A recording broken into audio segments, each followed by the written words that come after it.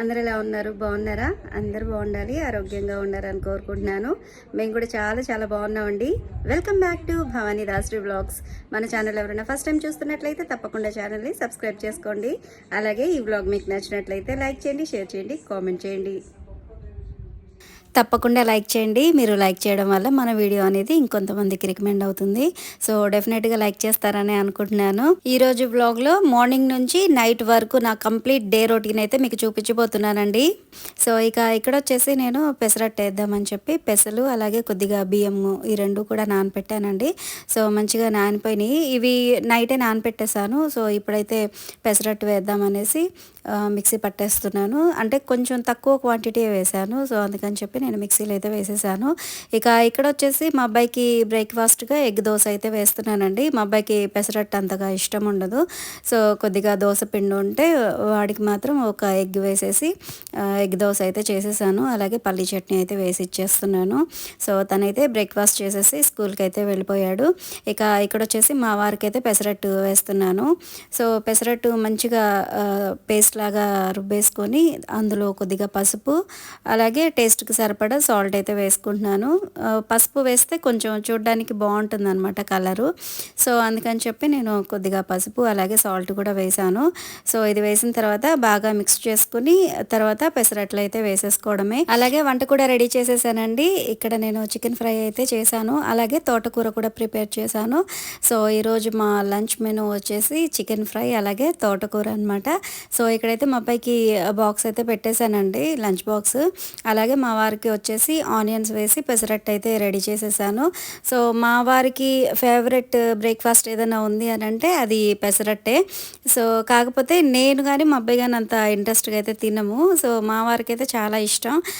కాకపోతే కొంచెం రేర్గా ప్రిపేర్ చేస్తాను, ఎందుకంటే కొంచెం గ్యాస్ ఫామ్ అవుతుంది కదా. సో అందుకని చెప్పి అప్పుడప్పుడు మాత్రమే ఈ పెసరట్టు అయితే వేస్తాను. సో మా వారైతే బ్రేక్ఫాస్ట్ చేసి ఆఫీస్కి వెళ్ళిపోయారండి. అలాగే ఇక్కడ వచ్చేసి నేను బ్రేక్ఫాస్ట్ అయితే చేస్తున్నాను. కొద్దిగా పల్లీ చట్నీ అలాగే కరివేపాకు పొడి వేసుకుని ఒక దోశ విత్ ఎగ్ వేసుకుని నేను బ్రేక్ఫాస్ట్ అయితే కంప్లీట్ చేస్తున్నాను. ఈ పెసరట్టు అల్లం చట్నీతో అయితే ఇంకా బాగుంటుందండి. సో నేనైతే ఈరోజు పల్లీ చట్నీ ప్రిపేర్ చేశాను.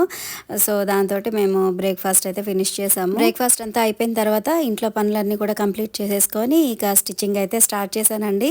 ఈరోజు ఒక బ్లౌజ్ అయితే స్టిచ్ చేయాలి. నేను లాస్ట్ బ్లాగ్లో ఒక 2 బ్లౌజెస్ చూపించాను కదా, ఇవి 2 ఈరోజు స్టిచ్ చేయాలని. యాక్చువల్గా అయితే ఆ రోజు ఒక బ్లౌజే స్టిచ్ చేశాను. ఆ ఒక బ్లౌజే మీకు చూపించాను. అది కంప్లీట్ అయిపోయిన తర్వాత నెక్స్ట్ బ్లౌజ్ వచ్చేసి ఈ రోజు అయితే కంప్లీట్ చేశానండి. సో స్టిచ్చింగ్ స్టార్ట్ చేసేటప్పుడు బాబిన్కి దారం ఎక్కించడం ఈ ప్రాసెస్ అంతా ఉంటుంది కదా. సో నార్మల్ మిషన్స్ అనుకోండి చక్కగా కూర్చొని బాబిన్కి దారం ఈజీగా ఎక్కించేయచ్చు. కానీ దీనికైతే స్టాండ్ అనేది కొంచెం హైట్గా ఉంటుంది కాబట్టి కొంచెం ఈ బాబిన్కి దారం ఎక్కించేటప్పుడు నిల్చునే చేయాల్సి వస్తుంది. లేదంటే ఆ దారం ఎక్కించేసి కూర్చుని అయినా సరే చేయొచ్చు. కాకపోతే కొన్నిసార్లు బ్లౌజ్లో అవి స్టిచ్ చేసిన తర్వాత కొంచెం దారం ఎక్కువగా బాబిన్లో ఉండిపోతుంది కదా. సో ఆ దారాన్ని మళ్ళీ మనం ఆ దారపు రీల్కి చుట్టుకుంటాం కదా. సో అలా చుట్టుకున్నప్పుడు ఇప్పుడు మళ్ళీ నెక్స్ట్ బ్లౌజ్ కుట్టాలి అని అనుకుంటే బాబిన్కి దారం ఎక్కించేటప్పుడు ముందు దారం వచ్చేస్తుంది. సో అది అయిపోయిన తర్వాత మళ్ళీ దారం ఎక్కించాలంటే మళ్ళీ లేవాలి, మళ్ళీ స్టాండ్కి దారం పెట్టుకొని మళ్ళీ ప్రాసెస్ స్టార్ట్ చేయాలన్నమాట. సో అందుకని చెప్పి నేను ఇక్కడ నిల్చునే ఇది దారం అయితే ఎక్కిస్తున్నాను. అంటే ఇది ఆల్రెడీ ముందు దారం ఉందన్నమాట. అది అయిపోయిన తర్వాత మళ్ళీ లేసి పెట్టడం ఎందుకులే అని చెప్పి అది బాబిన్లో దారం అంతా కూడా కంప్లీట్ అయ్యే వరకు నిల్చుని అది ప్రాసెస్ కంప్లీట్ అయిన తర్వాత కూర్చొని బ్లౌజ్ స్టిచ్చింగ్ అయితే స్టార్ట్ చేశాను. ఈ బ్లౌజ్ స్టిచ్ చేయడానికి నాకు 1 డే పట్టిందండి. ఎందుకంటే ఈ బ్లౌజ్ మొత్తం వర్క్ ఉంది. అది కూడా షుగర్ బీట్స్ అనమాట, పెద్ద పెద్ద షుగర్ బీట్స్ ఉన్నాయి. సో వాటి వల్ల నాకు ఎంత లేట్ అయిందంటే అంత లేట్ అయింది. అలాగే మిషన్కి కూడా నీడిల్స్ ఒక 2 విరిగిపోయాయి. ఇవి కొంచెం ట్రాన్స్పరెంట్గా ఉన్నాయి షుగర్ బీట్స్. ఇక్కడ మీరు చూస్తున్నారు కదా, నేను కటింగ్ ప్లేయర్ తోటి ఇవన్నీ కూడా బ్రేక్ చేస్తున్నాను. మనకి ఎక్కడెక్కడ స్టిచ్ పడుతుందో అది మార్క్ చేసుకుని అక్కడున్న ఈ బీట్స్ అన్నీ కూడా పగలగొడుతున్నాను అనమాట. సో అవి పగలగొట్టేటప్పుడు కొన్ని గుచ్చుకుపోతూ ఉన్నాయి. అలాగే ఇంకో విషయం ఏంటంటే ఇది గట్టిగా ప్రెస్ చేయగానే ఒకటి పగిలి డైరెక్ట్ కంట్లో పడింది నాకైతే. సో ఒక 2 గంటల వరకు నేను అసలు స్టిచ్చింగ్ వైపే వెళ్ళలేదు నేను. అంటే అది గాజు కదండీ! గబుక్కున పడగానే మనం దాన్ని బై మిస్టేక్ నలిపేసాం అనుకోండి అసలు చాలా పెద్ద డ్యామేజే అవుతుంది కన్నుకైతే. సో, అందుకని చెప్పి అది అలా పడగానే నేనైతే వచ్చేసి ఒక గ్లాస్‌లో వాటర్ తీసుకొని మొత్తం కన్నంతా గూడా అందులో మునిగేలాగా పెట్టేసి మొత్తం అయ్యంతా వాష్ చేసుకున్నాను. సో, అలా చేయడం వల్ల పడింది అలాగా వాటర్‌లోకైతే వచ్చేసింది. ఇన్ కేస్ నేను కంగారు పడిపోయి అది గట్టిగా కన్నంతా గూడా రబ్ చేసేసుంటే గనక అసలు చాలా పెద్ద డ్యామేజ్ అయ్యేది నాకైతే. సో, స్టిచ్చింగ్ చేసేటప్పుడు ఇవి చూడడానికి చాలా చిన్న వర్క్ లాగా అనిపిస్తది గానీ, ఇలాంటివి చాలా పెద్ద డ్యామేజ్‌లే చేస్తాయన్నమాట. సో, అలాగే మిషన్‌కి ప్రాబ్లమ్ అవుతుంది. అలాగే మనకి కళ్ళల్లో పడిందంటే మనకి కూడా పెద్ద ప్రాబ్లమ్ అవుతుంది. సో, ఇక ఇక్కడొచ్చేసి ఇవి మొత్తం చూసారు గదా! కట్ చేసిన తర్వాత ఇవంతా కూడా మొత్తం గ్లాసెస్ అనమాట. ఆ షుగర్ బీట్స్ అనేవి గ్లాస్ లాగా ఉంటుంది. సో, ఇంకా అదంతా కట్ చేసిన తర్వాత క్లాత్‌తోనే అది మన చేతిలోకి తీసుకోవాలండి. నార్మల్‌గా హ్యాండ్ పెట్టేసి దానికి ఏదో చెంకీలు అన్నట్టుగా మనం గట్టిగా ఇలా అన్నామంటే ఇక గుచ్చుకుపోతాయన్నమాట చేతికి కూడాను.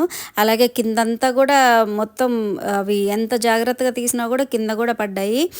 సో, ఇలాంటివి స్టిచ్ చేసేటప్పుడు మాత్రం చాలా జాగ్రత్తగా స్టిచ్ చేయాలి. సో, ఇక్కడ చూపిస్తున్నాను చూడండి మీకు.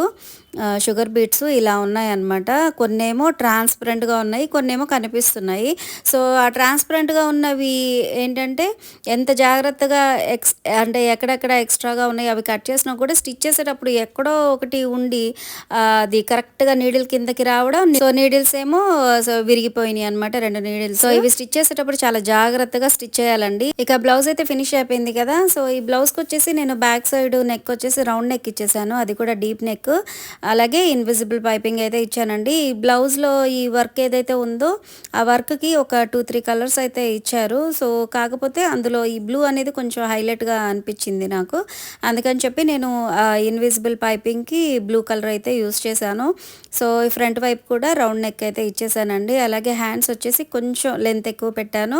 అలాగే లోపల వైపు అంతా కూడా నీట్‌గా ఓవర్‌లాక్ అయితే చేసేసాను. ఓవర్‌లాక్ అంటే గుర్తొచ్చిందండి. మన ఛానల్‌లో నేను ఓవర్‌లాక్ మిషన్ గురించి ఒక వీడియో చేసి పెట్టాను కదా! సో, దానికి సంబంధించిన డీటెయిల్స్ అవన్నీ కూడాను. సో, అయితే ఆ వీడియో చూసిన కొంతమంది అయితే కామెంట్ చేస్తున్నారండి. ఓవర్‌లాక్ మిషన్ ఎక్కడ తీసుకున్నారు? దాని కాస్ట్ ఎంత అనేసి. సో, నేను ఆ వీడియోలో ఆల్రెడీ మెన్షన్ చేశానండి. అది అంటే కాస్ట్ ఎంత పడింది ఏంటనేది నేను కంప్లీట్ డీటెయిల్స్ అయితే మీతో షేర్ చేసుకున్నాను. సో, కంప్లీట్ వీడియో చూడండి. మీరు స్కిప్ చేసి చూడడం వల్ల ప్రైజు అవన్నీ కూడా మిస్ అవుతూ ఉన్నారు. సో, ఒకసారి అయితే కంప్లీట్‌గా వీడియో అయితే చెక్ చేయండి. ఇదొచ్చేసి మధ్యాహ్నం లంచ్ టైంలో అండి. మా వారు వచ్చి లంచ్ చేసేసి ఆఫీస్‌కి కూడా స్టార్ట్ అయిపోయారు. సో, ఇక్కడ మీకు చూపిస్తున్నది వచ్చేసి నా ఫోన్‌కి మా వారు బ్యాక్ కేస్ ఒకటి తీసుకొచ్చారనమాట. కాకపోతే అది దీనికి సెట్ అవ్వలేదు. సో, మళ్ళీ రిటర్న్ తీసుకెళ్ళిపోయారు. ఇక ఇక్కడొచ్చేసి నేను గుంట పొంగనాలు అయితే వేస్తున్నానండి ఈవినింగ్. మా అబ్బాయి స్కూల్ నుంచి వచ్చే టైం అయింది. సో, తనకి ఈవినింగ్ స్నాక్‌గా ఇదైతే ప్రిపేర్ చేశాను. సో, దీనికి కాంబినేషన్‌గా కొద్దిగా టమాటా పచ్చడి, అది కూడా అదే నిలవ పచ్చడి ఉంటుంది కదా! అదనమాట. అది అలాగే పల్లి చట్నీ, కొంచెం కరివేపాకు కారప్పొడి అనమాట. సో, బావుంటుందండి. అంటే దోస బ్యాటర్ తోటి ఓన్లీ దోసలే కాకుండా అప్పుడప్పుడు ఇలా కూడా ట్రై చేయొచ్చు.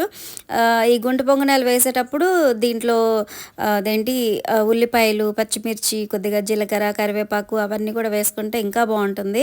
మా అబ్బాయికైతే అస్సలు ఇష్టం ఉండదండి ఇవన్నీ వేయడం. ఒకవేళ వేసినా కూడా అవన్నీ తీసి పక్కన పెడతా ఉంటాడు.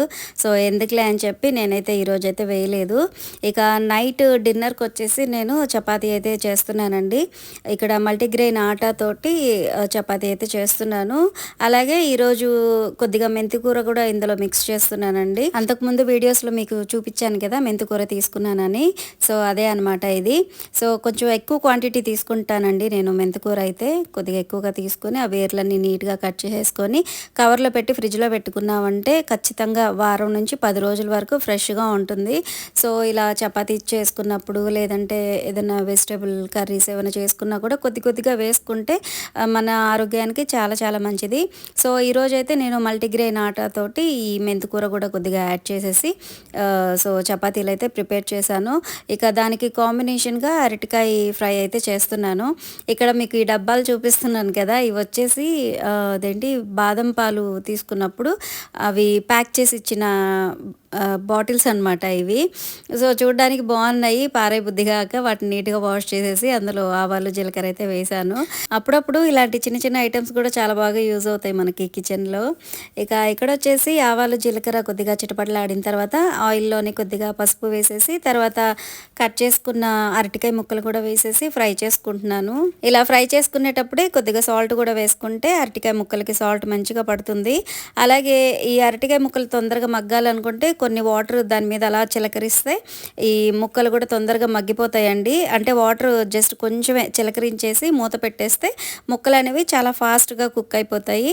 సో ఇక ఇక్కడ వచ్చేసి నేను చపాతీ పిండిని బాగా మిక్స్ చేస్తున్నాను. మనం చపాతీ చేసుకునేటప్పుడు ఎప్పుడైనా సరే ఫస్ట్ వాటర్ వేసేసి కలుపుకుంటాం కదా, సో అప్పుడు మరి ఓవర్గా మిక్స్ చేసుకోకుండా జస్ట్ తడిపొడిగా కలిపేసేసి దాన్ని మూత పెట్టేసి లేదంటే ఒక తడి టవల్ లాంటిది ఏదన్నా నాప్కిన్ లాంటిది ఏదన్నా వేసేసి అలా 10-15 నిమిషాలు పక్కన పెట్టేస్తే అది మంచిగా సాఫ్ట్గా అయిపోతుందండి. తర్వాత మనం బాగా మిక్స్ చేసుకుంటే అది పిండి అనేది చాలా సాఫ్ట్గా, అలాగే చపాతీలు కూడా మంచిగా మెత్తగా వస్తాయి. ఇక్కడ చపాతీ పిండి రెడీ అయిపోయింది, అలాగే అరటికాయ ఫ్రై కూడా రెడీ అయిపోయిందండి. ఈరోజు డిన్నర్ అయితే మంచి హెల్తీ డిన్నర్ అని చెప్పొచ్చండి. ఎందుకంటే మల్టీగ్రెయిన్ ఆటాతోటి చపాతీ చేస్తున్నాను, అది కూడా మెంతికూర వేసి, ప్లస్ దానికి తగ్గట్టు దానికి కాంబినేషన్గా నేను అరటికాయ ఫ్రై చేస్తున్నాను కదా. సో అరటికాయ అని అంటే మనకి మంచి ఫైబర్ ఉంటుంది, మంచి హెల్తీ డిన్నర్ అండి ఈరోజు అయితే.